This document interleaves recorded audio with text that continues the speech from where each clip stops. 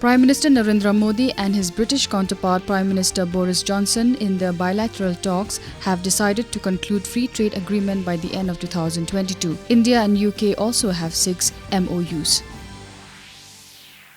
In an unfortunate incident, a cement factory located at 15-mile Birnihad caught fire on Thursday.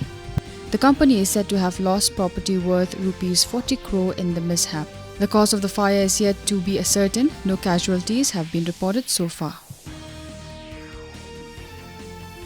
The menace of garbage disposal in Jobi remains unsolved despite the district magistrate imposing a prohibitory order and trying to use the GHADC's land in Pangit, Kletirshi as a temporary dumping site.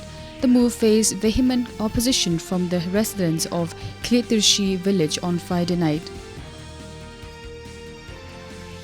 Promotion and incubation of market-driven enterprises Prime, in partnership with the German airline Lufthansa and its NGO arm Help Alliance, is hosting the Impact Week Meghalaya 2022 workshop to enable academic institutes in the state to develop entrepreneurial mindsets in their students based on the design thinking methodology. Over 192 crore 43 lakh vaccine doses have been provided to states and union territories so far. Health Ministry said over 19 crore 91 lakh balance and unutilized COVID vaccine doses are still available with the states and union territories.